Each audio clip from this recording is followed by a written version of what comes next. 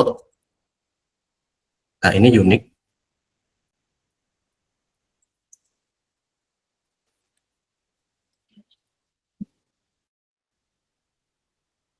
Unique, terus nanti ada di sini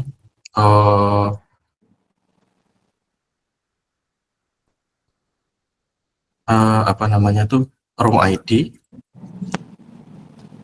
ya, ini integer bisa.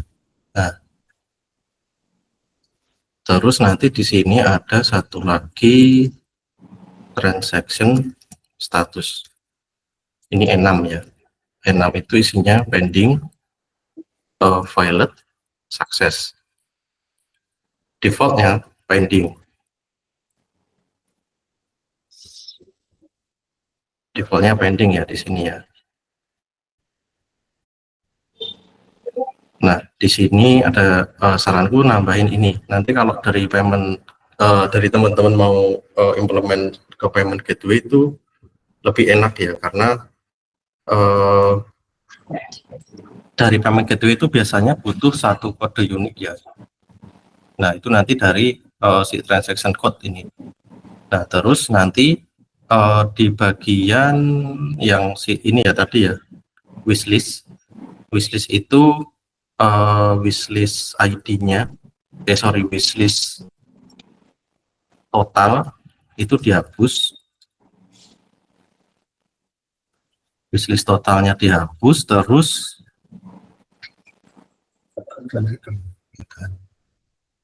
terus yang di sini ditambahin room ID.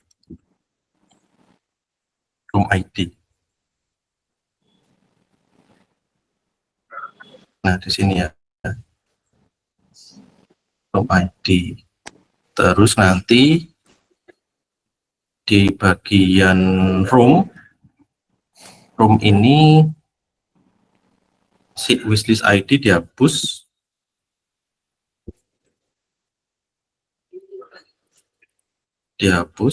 terus tambah wishlist total, kejar ya. Nah, terus nanti price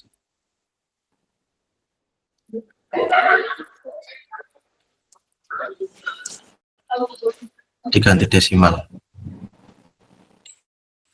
Ini ada 3 di sini. Terus yang di cost, nah di cost ini address diganti jadi teks, bukan varchar ya. Kenapa? Karena kalau varchar itu silakan.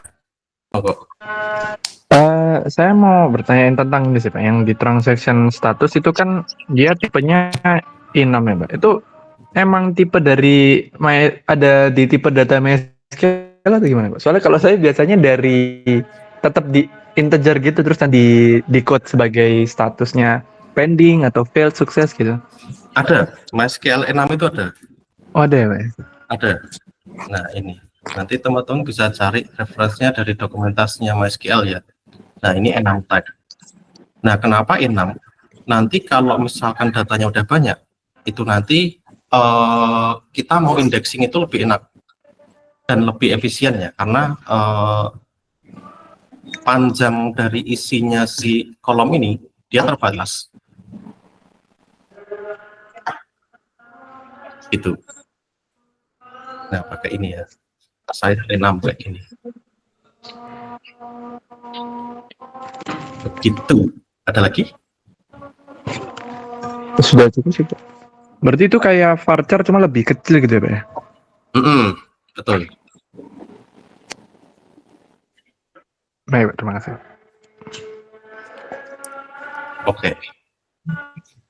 Oke, ada yang mau tanya lagi? Silakan kalau mau tanya, nggak usah sungkan-sungkan ya. Nggak ada? Oke, kalau nggak ada, aku lanjut ya. Nah, terus di bagian transaction room ya, ini transaction room dihapus saja tabelnya. Dihapus saja tabel transaction Nah, ini dihapus saja karena dia udah ada relasi ke transaction by room ID di sini. Jadi langsung ya, nggak usah bikin tabel lagi. Itu. Terus, nah ini nih, ini yang bagian 3 ini. User, seller, buyer. User, seller, buyer. Ini kalau misalkan aku saranin diganti, boleh nggak? Maksudnya diganti kayak tadi ya, Pak? Berarti disimpan di user semua gitu. Mm-mm. Bisa sih, Pak. Oke, mau dibahas kalian atau enggak? Boleh, Bapak? Boleh ya. Oke. Jadi nanti kita punya, ini anggapannya yang 3 ini aku hapus dulu ya. Aku alter ya. Nah, nanti jadi ada di bagian mana ya, entity relation, aku bikin tabel. Nanti ada tabel user di sini ya, user. Nah ini PK primary key itu user ID, boleh pakai ID aja juga boleh. Nanti ada email, ini tak ganti ID aja ya, ID. Terus ada apa lagi? Di sini ada seller full name, ada full name ya, ada email. Oke, email udah, password, terus ada phone number, terus ada, kita tambah lagi ya, phone number, terus ada full name ya, full name, terus ada apa lagi, address.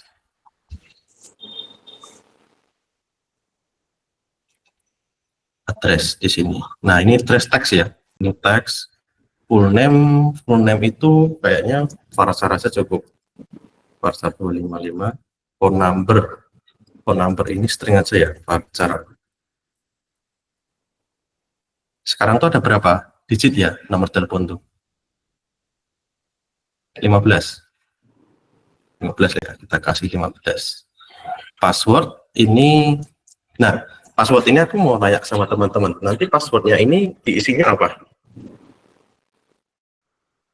Maksudnya di sini apa itu gimana, Pak? Jadi misalkan nih ya, passwordnya Cakap Academy misalkan, AWS Academy, itu mau di encrypt atau enggak? Di encrypt ya? Di enkripsi, Pak. Enkripsi, Pak. Oke, encryptnya pakai apa? Nah, kalau dari encrypt itu, kalau dari saya pribadi masih belum tahu kalau di Golang makainya apa. Soalnya kalau di Laravel kan auto di encrypt gitu. Kalau di Laravel itu pakainya ini, bcrypt. Itu bisa dipakai di Golang juga atau gimana? Bisa, itu di Java pun bisa. Oke, Nah, Pak. ini bcrypt ya. Oke, pakai bcrypt ya, katakanlah. Pakai bcrypt berarti varchar 255.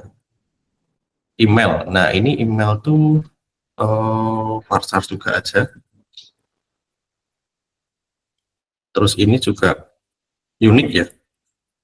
Nanti email, password, ini not null, nggak boleh null semua ini. Terus ini ada teks, address, sama apalagi yang kurang? Apalagi yang kurang, teman-teman? Role-nya nggak disimpan, Pak, sebagai integer atau enum gitu? Biar membedakan dia seller atau buyer. Oke, kalau yang dari user dulu.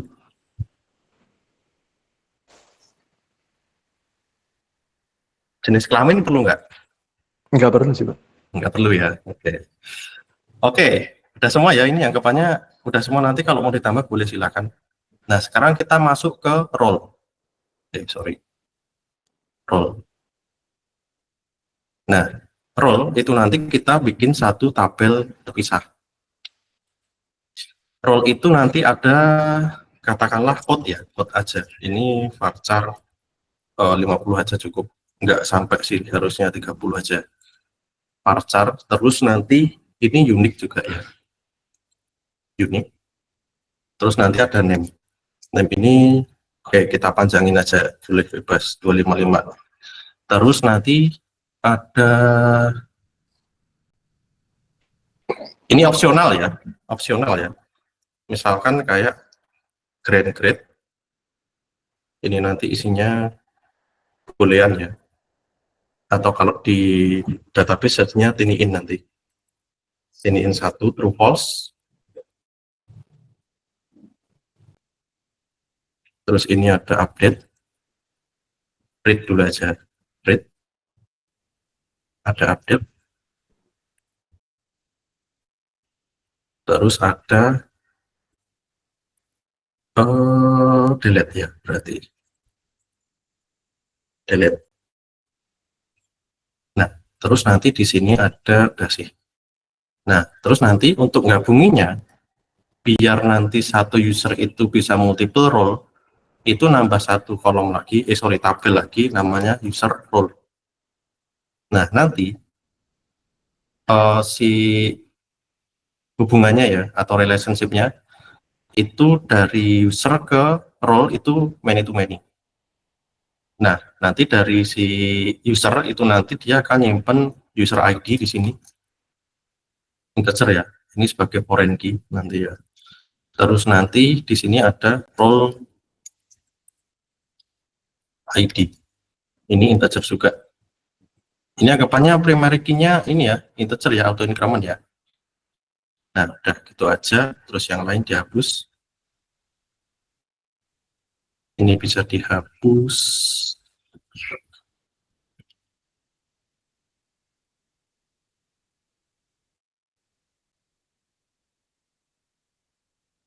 Nah, ini dihapus nanti di sini ada relationship, kita cari one to many. One to many nggak ada ya. Oh, di sini ada one to many. One to many. Di sini ada user.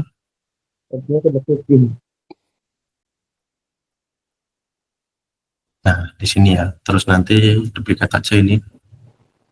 Dari role ke user role itu dia hubungannya ke role ID.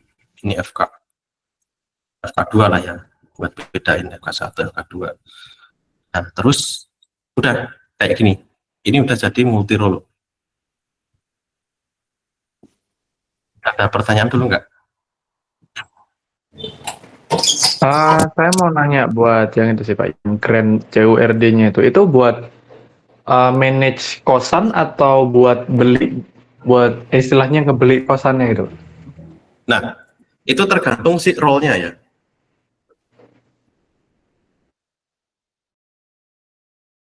Tergantung si role-nya nanti. Kalau misalkan kita taruh di sini role-nya seller, katakanlah seller itu nanti dia bisa create, read, update si kosan berarti. Nah, kalau si buyer berarti dia punya akses untuk read, misalkan ya read kos-kosan, terus create itu nanti mungkin untuk beli ya, beli bukan beli ding, jatuhnya apa ya, sewa ya, sewa kos-kosan. Terus untuk delete ini nggak bisa kayak delete roomnya, nah gitu-gitu. Tapi ini opsional aja, kalau nggak juga nggak apa-apa.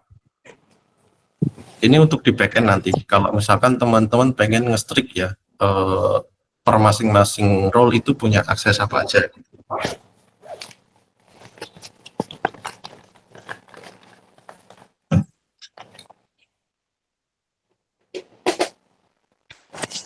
Kalau lebih advance nanti harusnya di sini ada tabel baru lagi namanya function ya. Function. Ini function ya. Nah, function ini nanti katakanlah name. Di sini ada name ya. Name searcher 255. Nah, name ini isinya apa? Isinya fungsinya ya, fungsi dari fiturnya. Misalkan nih maps gitu ya, maps, terus nanti grade-nya, read-nya sama update-nya diisi apa gitu, true false. Nah, nanti yang di sini dihapus. Ini dihapus saja ya sekalian ya. Nah, ini name sama di sini harusnya adanya role ID juga sih, role ID integer. Ini FK. Nah, kayak gini nanti. Terus nanti tinggal dihubungin dari role ke sini tuh satu ke banyak ya. One to many. Ke role ID. Nah, kayak gini. Jadi satu role itu bisa ngapain aja. Contohnya ya. Saya kasih contoh ya. Teks. Mana teks? Teks. Nah, di sini teks. Ini katakanlah role. Role-nya namanya seller. Nah, di dalam function itu dia ada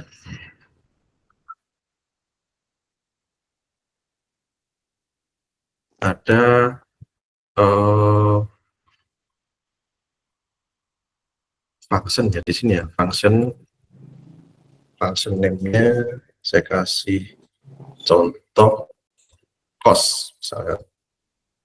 Nah, nanti di sini ada dia bisa grade-nya misalkan 1, grade-nya 1, update-nya 1, delete-nya 1. Misalkan dia dikasih full access ya.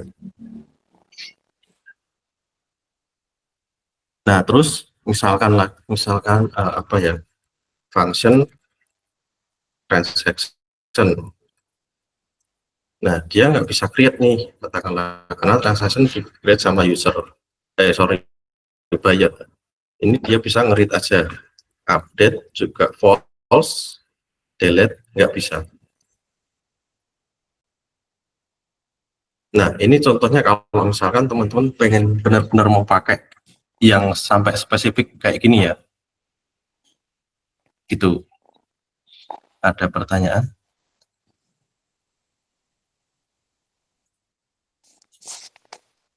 Mau nanya sih, Pak. Itu kalau itu kan berarti per function nanti disimpan ke ini ya, Pak, disimpan ke database buat akses masing-masing function gitu, Pak. Betul. Itu nanti disimpan ke functionnya waktu kapan, Pak? Simpan ke functionnya waktu login.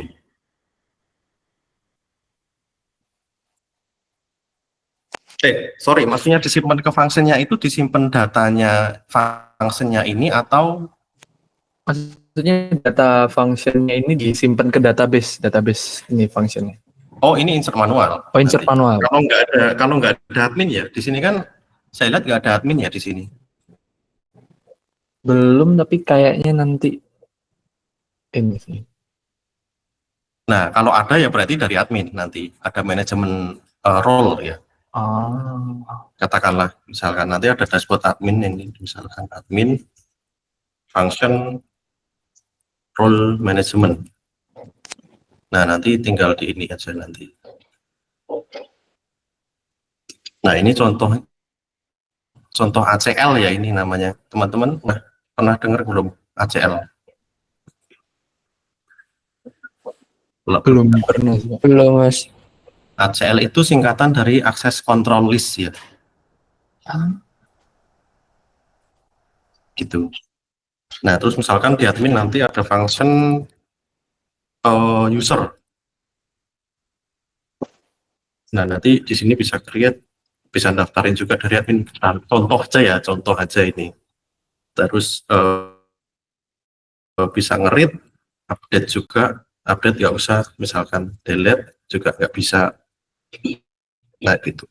Terus nanti buyer misalkan function cost ya misalkan. Nah, nanti cost dia nggak bisa create ya, dia bisanya cuma beli atau lihat ya. Atau di sini sewa cost gitu aja ya. Sewa cost. Nah, dia nggak bisa delete. Atau bisa delete juga boleh. Batal misalkan. Contoh ya, cuma contoh. Kayak gitu. Terus, gitu. Tuh, ini cuma contoh secara data ya. Hubungan antara si role sama si function. Itu ada pertanyaan? HCL tuh isinya function-function gitu mas berarti. Ya, Oh, oke kalau mas. teman-teman pernah bongkar ya, kalau ada yang pernah pakai Laravel itu Laravel Spaghetti. Nah ini Laravel Spaghetti ya. Nah di sini ada ini di sini permission via role ya. Nah kalau teman-teman pernah bongkar database-nya itu isinya ya kayak gitu. Dia punya hash role apa gitu. Nah ini kan bisa banyak ya. Satu user punya banyak role ya. Ada editor, ada moderator, kayak gitu. Nah makanya dari user ke user role itu dia many to many dari sini nanti. Nah kayak gitu. Sama managing aksesnya ya. Nah nanti ditaruh di middleware. Di middleware sih. Ketika API ini itu dibuat, dia bisa diakses oleh siapa aja dan function mana aja. Gitu.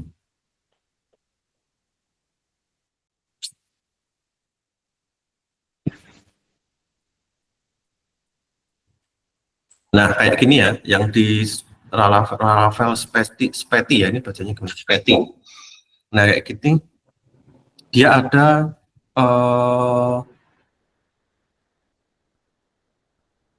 Oh, permission ya.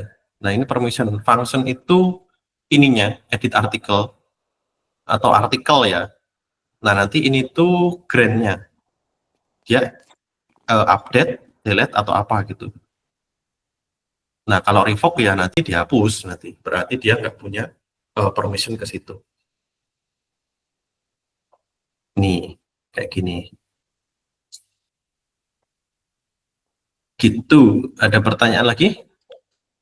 ini bisa dipakai di Golang ya, Pak? Kalau database-nya bisa-bisa aja, tapi nanti untuk function yang ada di dalam sini, nah itu bikin sendiri ya, Manual ya, berarti. manual. Hmm.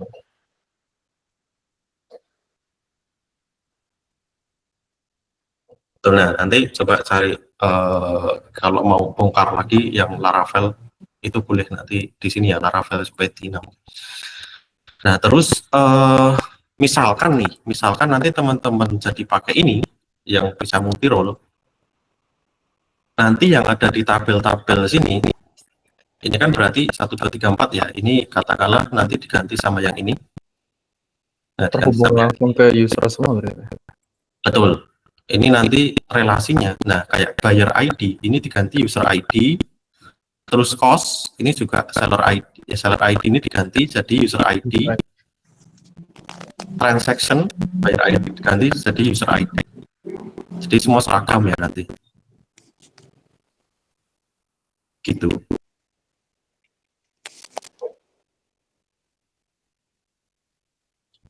Gitu.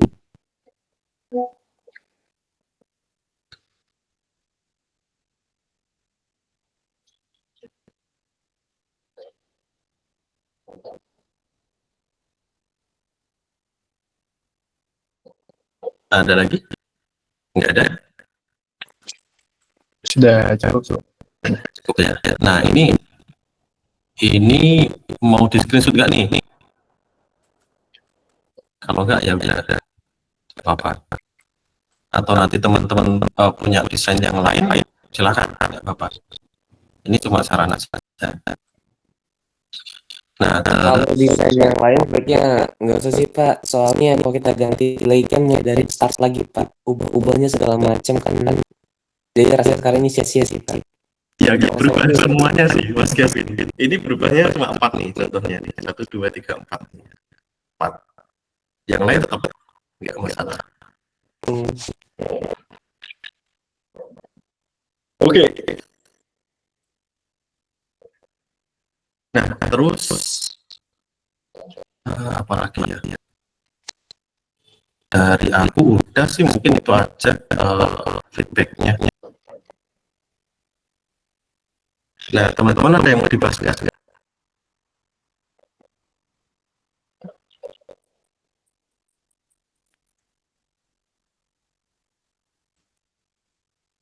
Aku lebih mau ini sih Pak, mau memastikan aja ya. Kayak kalau misal nih kita ternyata punya waktu lagi, terus kita di fiturnya mau nambahin kayak di ada fitur kayak yang perlu nambah tabel baru, jadinya agak agak agak nambah dari ERD yang ada. Boleh. Jadi ini tuh sebagai acuan awal ya. Ya. Nah, acuan awal aja. Nah, ini kalau aku lihat, nah ini tuh udah fitur MVP-nya sih. Ini bisa dikejar dalam 1 bulan kalau ini. Tapi kalau sampai ke payment gateway terus kayak mungkin sampai ke yang lain-lain ya. Nah itu kayaknya nggak cukup. Tapi kalau teman-teman pede boleh silakan.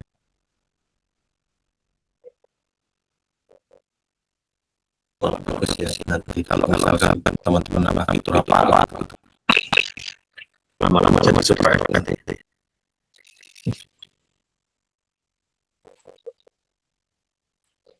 Oke, ada ya. Sudah. Kalau nggak ada, mungkin di pertemuan depan itu kan hari Senin ya. Kan kita masuk bulan puasa satu. Ya, kalau malam ini pada tarawih juga ya, terus ada yang mungkin buka puasa, yang mau juga ada. Nah kalau kita ganti sore gimana?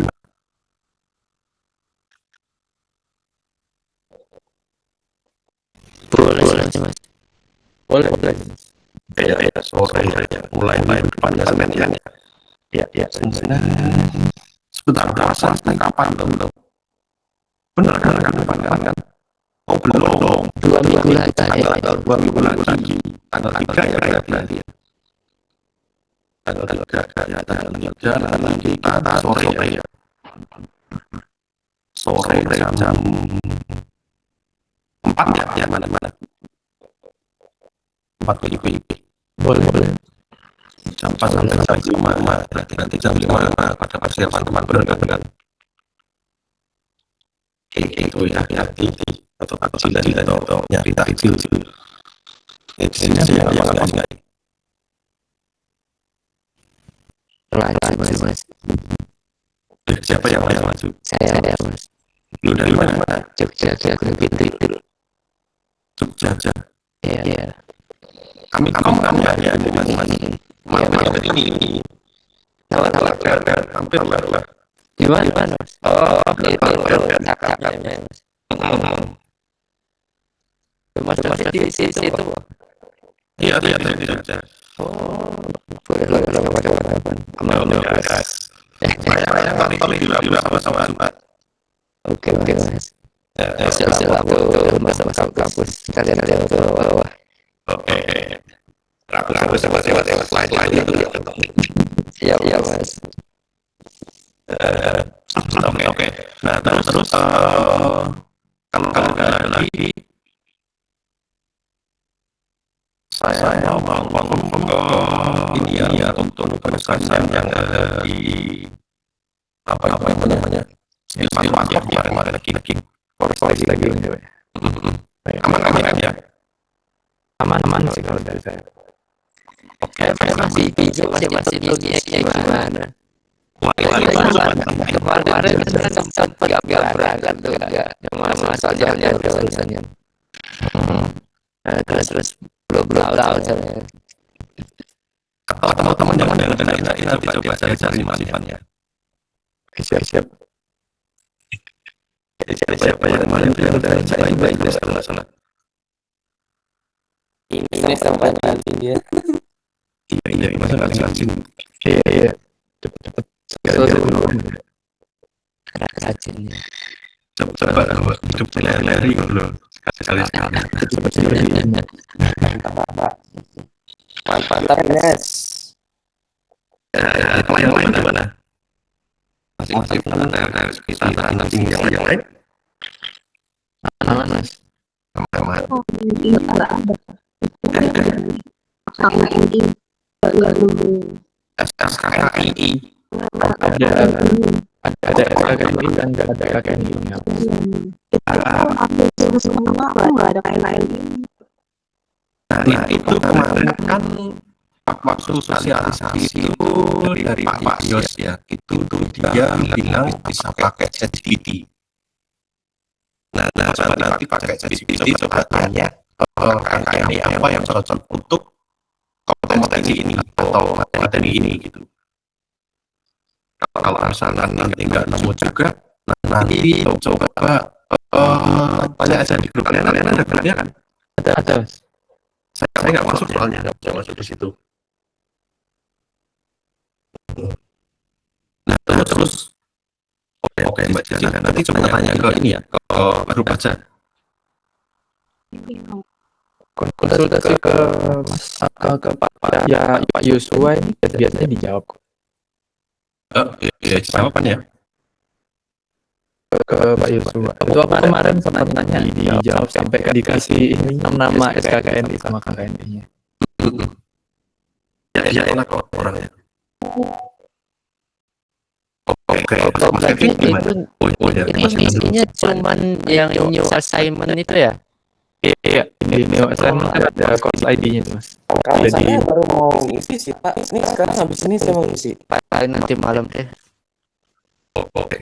Maksimal besok ya? Besok Mas. Iya kan? Gimana kalau kita kerja bareng-bareng? Ada yang mau kerja sama? Boleh lah. Nanti malam lah. Iya udah. Oke. Nah, terus untuk SPK ya, surat perintah kerja ini teman-teman udah tak minta ini satu-satu. Kita ambil contoh random. Christian. Nah ini ya, ini udah nanti dari 17 sampai 21 ya. Nah, ini pengerjaan tagging. Nah ini masih proses approval, tinggal 2 orang yang belum approve ya. Jadi approvalnya itu contohnya yang di Mas itu bukan Mas Cristiano. Mana sih approval information approval.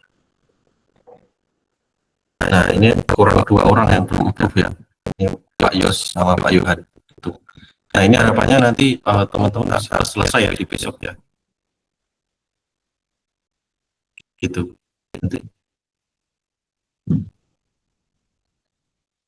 Oke, ada pertanyaan lagi guys. Saya masih kurang paham Pak. Itu yang tadi terkait approval itu gimana Pak maksudnya? Oh enggak, itu urusan internal dari Oke. Zakap. Tapi untuk SPK, jadi SPK itu surat perintah kerja ya. Jadi teman-teman diminta ya ibaratnya bantuin kerjaan Zakap lah ya dari timnya Pak Yos. Itu nah itu kan ada approval tuh dari manajerial itu. Oke. Nah, terus yang terakhir nih dari saya ya. Kemarin kan teman-teman bilang ini pakai monolitik ya, berarti ini satu service ya nanti. Iya, Terus untuk yang microservice kemarin ada pertanyaan dari Mas Christian sama Mbak Ines ya. Itu mau dibahas sekarang atau gimana?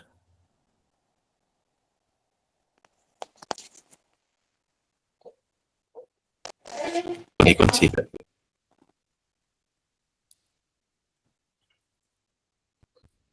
Kalau misalkan nggak mau dibahas nggak apa-apa, tapi saya udah kasih contoh di repo yang kemarin. Jadi repo yang kemarin udah saya push ya di sini ya. Nah ini di sini ada satu file YAML MS product, ini microservice user sama product. Jadi mirip sih sama user dengan kos-kosan ya. User ini kos, produk ini kos. Nah itu beda microservice ya nanti antara user sama si produk. Nah itu nanti di sini saya udah siapin microservice user sama database-nya juga, sama MS product, microservice product, terus ini database produknya, dan ini untuk networknya, terus ini volumenya ya untuk nyimpan si datanya. Nah terus si aplikasinya ada di mana? Aplikasinya ada di sini. Ini kan ada build ya di sini, build Ini konteksnya MS user, terus di sini ada MS product ya di sini. Nah, ini MS product. Ini. Jadi nanti ada di folder sini. Dua folder ini ya, MS user sama MS product. Nah, untuk komunikasinya yang saya pasang itu ada di MS user. Nah, kalau dilihat di sini ada aplikasi golangnya. Ini kebetulan saya pakai golang ya. Ini MainGo. Nah, terus untuk komunikasinya saya taruh di sini internal tools ya. Nah, di internal tools dia ada dua klien. Ini tuh sebagai helper ya, sebagai helper. Nah, ini untuk function get, HTTP method get. Dari user dia akan manggil keluar itu ke microservice si produk ya. Nah, terus yang untuk nge-get produknya sendiri ada di product client. Nah, ini ada function namanya get product by user ID ya. Jadi nanti si user ID atau mungkin seller ya, kalau katakanlah seller dia punya produk nih, tapi dia harus ngambil dari microservice si produk kayak gitu. Nah, ini dia akan ngambil sih dari klien tadi fungsinya. Nah, get ya, get ini tuh dia ada di file client.go kayak gitu. Gitu. Berarti itu dia bisa mengakses keluar file repositorinya dia sendiri gitu, Pak? Ya. Tapi dengan HTTP call ya. Di sini HTTP call dia. Nah, contohnya nih. Bentar, tak apin dulu ya.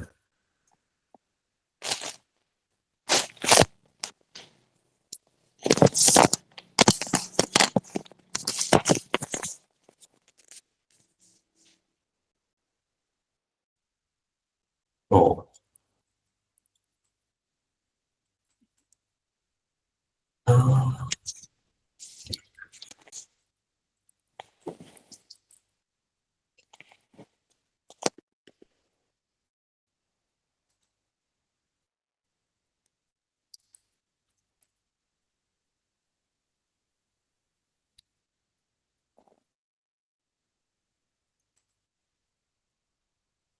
80 sudah jadi ya.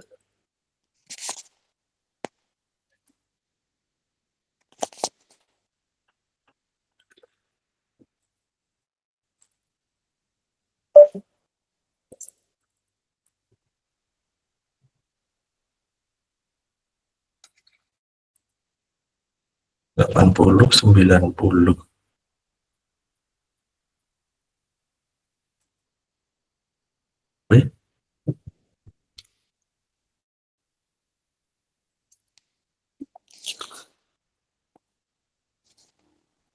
Bentar guys.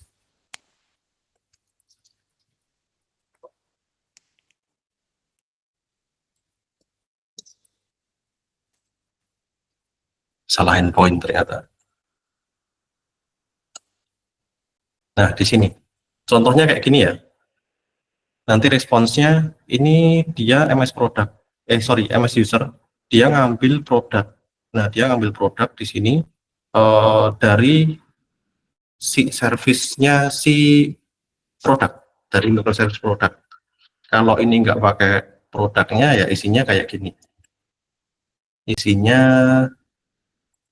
nah kayak gini isinya. Nah, untuk ngambil produknya dia nge-get dari si microservice produk. Katakanlah si microservice produknya tak matiin ya.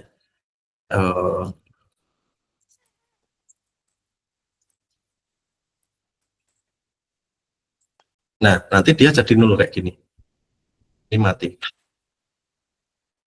Ini harusnya bukan nol sih, tapi array kosong gitu ya. Ini masih salah. Tapi dia masih nyala, ini si usernya itu masih nyala, microservice usernya, tapi si microservice produknya itu mati.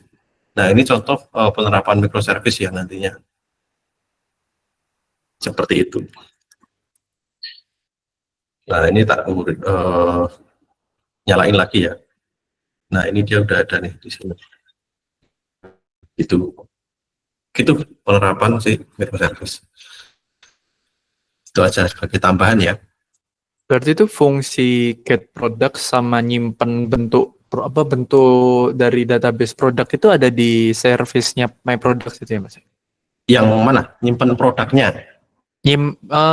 Kalau nyimpen produknya ini udah di database ya benar Mas ya? Database ya. Database. Nah, berarti apa microservice My Products itu kerjanya di bagian mana? Maksudnya kan kalau misal di database products itu kan bukannya bisa langsung diambil ya Mas dari service ini. Dari si service microservice-nya si ini. user, iya bisa bukannya bisa langsung ya? Enggak bisa. Enggak bisa, karena kan itu beda database yang pertama. Oh, udah sampai gitu. Yang kedua beda host ya nanti. Jadi beda server. Kalau digambarin ya, itu nanti kayak gini. Ini ada MS product. Nah, terus nanti di sini ada MS user.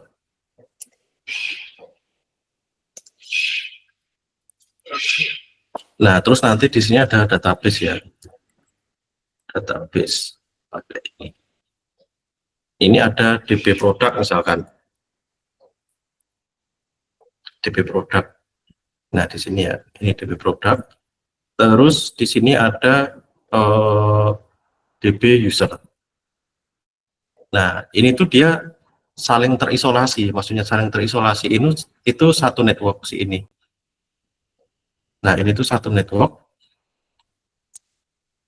To back. Terus ini style fieldnya tak ganti ping. Nah, terus yang di sini itu dia juga satu network. Desainnya seperti itu ya nanti. Nah, ini kalau bilang arsitek ya nanti teman-teman bisa pelajari lagi. Ini tak ganti jadi kuning misalnya. Nah, microservice product sama data product itu dia satu network. MS user sama DB user itu satu network. Nah, ini dia nggak bisa akses MS user, dia nggak bisa akses ke sini, nggak bisa akses ke DB product. Begitu juga MS product nggak bisa akses ke DB user, kayak gitu. Nah, terus nanti biar si MS product sama MS user ini bisa berkomunikasi, itu kita jadiin satu network. Nah, ini satu network juga ya di sini. Jadi dia punya dua network Pak, satu ini. Betul. Nah, ini backgroundnya apa? Ganti dulu ya. Biru misalnya. Ini to back. Belum? Bring forward. Bring forward. Nah, kayak gini. Ini. Nah, antara microservice bisa komunikasi, tapi dia nggak bisa komunikasi langsung ke database-nya. Gitu.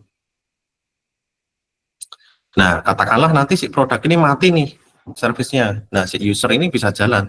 Mau ngambil data user tetap jalan. Ya, ada masalah. Gitu. Nah, makanya yang di bagian kompos ya, saya buka lagi di kompos yang ini. Nah, di kompos ini untuk yang MS user, nah ini ya MS user, dia networknya ada dua. User network, ini untuk yang database, dari user ke database. Nah, satu lagi di sini ada MS network ya. MS network itu dia untuk komunikasi antar microservice. Nah, yang di DB user juga sama, dia networknya user network. Dia cuma untuk komunikasi dari MS user aja. Terus yang di MS product juga sama, ini ditaruh dua network ya di sini. Gitu. Nah, makanya dari si dua service ini yang sama-sama satu network, ini kan MS network ya. Si MS product dia punya MS network, MS user dia juga punya MS network. Tapi masing-masing dia nggak punya akses ke masing-masing database-nya, ke database dari microservice lain. Seperti itu. Nah, di sini untuk volumenya. Nah, terus untuk running ini udah tak kasih readme-nya ya. Nanti kalau misalkan teman-teman pengen nyoba ini, MS product sama MS user. Nah, di sini udah ada readme-nya di sini. Nah, ini ada Docker Compose-nya, Docker Compose admin D dan sebagainya. Terus nanti ini untuk log-nya, ini untuk ngecek ininya ya. Terus ini untuk create database-nya dan juga tabelnya ya. Nah, terus untuk ngisinya juga sama, ini kayak create new product nih. Ini ada curl di sini ya, URL. Sorry, yang ini yang bawah. Nah, ini tinggal diisi aja. Nah, ini user ID-nya harus ditambahin di sini di payload. Namanya apa, stoknya berapa, dan seterusnya. Nah, nanti dia akan relasikan ke MS user. Nah, ini misalkan si user ID 1 dia punya produk ini di database produk. Gitu. Gitu. Ada pertanyaan?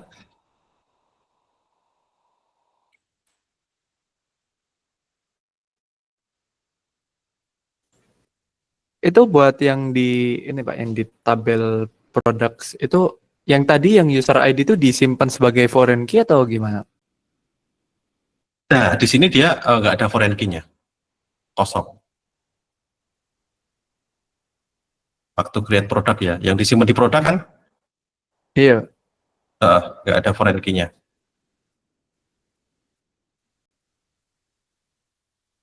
Itu. Nah, terus yang dari produk ya, ini dia ada satu API lagi. Nah, API-nya itu tak taruh di main.go. Nah, di main.go ini ada produk, user, terus ini user ID-nya. Dan nanti dia dihandle dari si product handler, get product by user ID. Nah, handlernya itu ada di sini, handler, terus produk ya, product.go. Nah, di sini ada function get product by user ID. Nah, terus nanti dia nge-query nih, find by user ID ya. Oh, sorry, ini salah, ini harusnya bukan find user tapi find product. Nah, terus query-nya ini kan dia manggil repository ya di sini ya. Repository find user by user ID. Nah, itu ada di repository sini. Nah, query-nya ada di sini. Nah, ini. Jadi kalau ini diterjemahkan ya, itu nanti akan select from product where user ID sama dengan user ID yang dikirim dari MS product.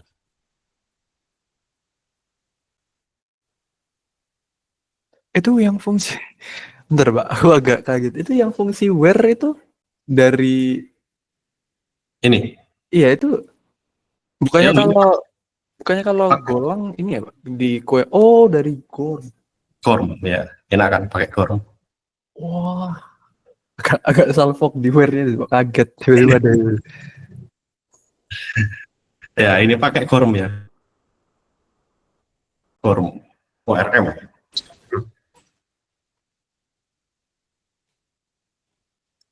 Itu.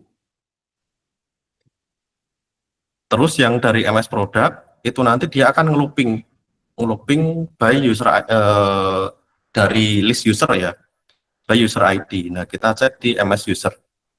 Di MS user di sini ada kita buka main go-nya dulu.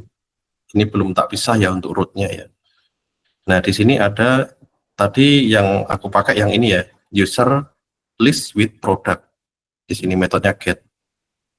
Nah, terus bisa kita cek di handler juga. Di handler, kemudian nanti di user.go. Nah, di sini kan get user list with product. Nah, di sini dia akan ngelooping find all user dulu. Nah, terus dia akan ngelooping satu-satu untuk nge-get data dari produk. Nah, ini ya di sini ya. Kalau teman-teman lihat ini ada perulangan for, terus nanti dia akan di looping. Nah, ini tools get product by user ID. Kalau dia nggak error atau servisnya nyala dan sebagainya, pokoknya nggak ada error gitu ya. Itu nanti si product itu akan disimpan ke variabel si user products ya. Nah terus nanti dia akan di append di JSON-nya gitu. Makanya hasil akhirnya jadi seperti tadi. Nah, yang di sini dia akan di append. Ini di looping nih. User ID 1 get ke MS product. Terus nanti dia di mapping ke responsive products gitu ya. Terus user ID 2 dia di looping juga ya. Get product by user ID si 2. Kebetulan ada 1 di sini. Gitu. Nah, terus di map di sini di response products ya, seperti itu cara kerjanya.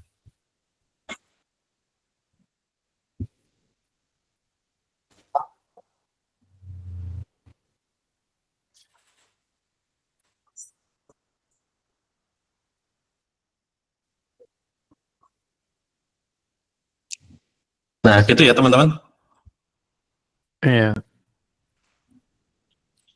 Ada yang mau ditanyain lagi?